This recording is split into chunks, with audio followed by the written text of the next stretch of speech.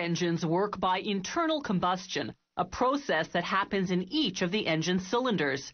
Air and a drop of gasoline enter the cylinder. The piston moves upward, compressing the mixture. The spark plug ignites the gasoline, causing an explosion that drives the piston downward, powering the engine.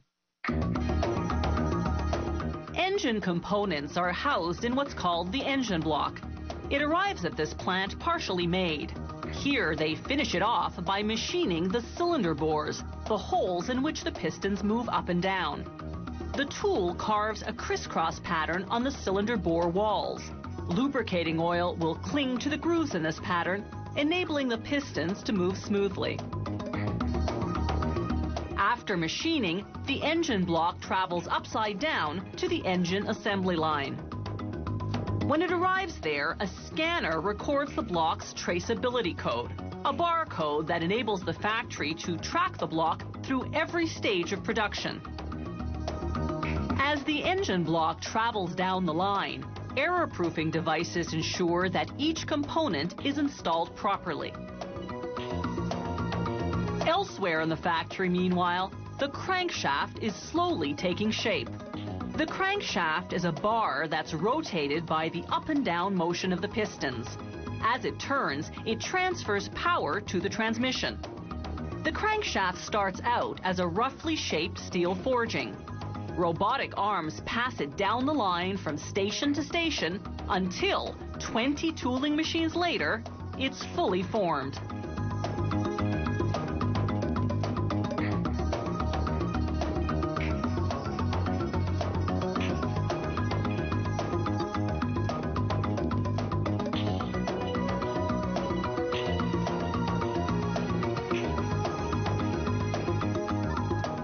Now they install a steel disc with teeth called the reluctor ring.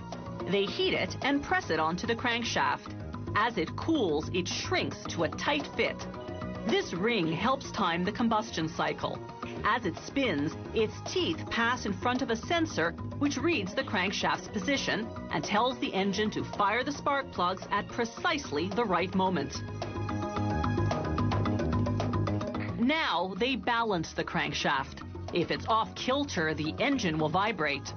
A computer analyzes the spin and determines whether they need to drill out metal at certain points to achieve equilibrium. Back on the engine assembly line, the engine blocks are still upside down. A robot lubricates the 4 bearings on which the crankshaft will turn. Then it drops the crankshaft into position.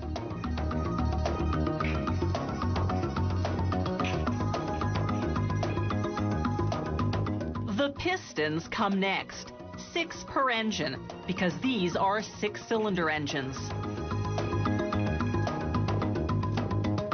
The pistons are made of aluminum. Robots install them into the cylinder bores of the engine block. A steel connecting rod attaches each piston to the crankshaft. Now workers can close up the back of the engine block. A robot applies sealant to the rear cover.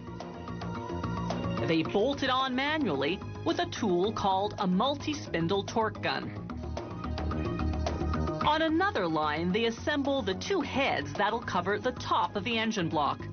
This robot is applying sealant to spark plug tubes before inserting them into the heads.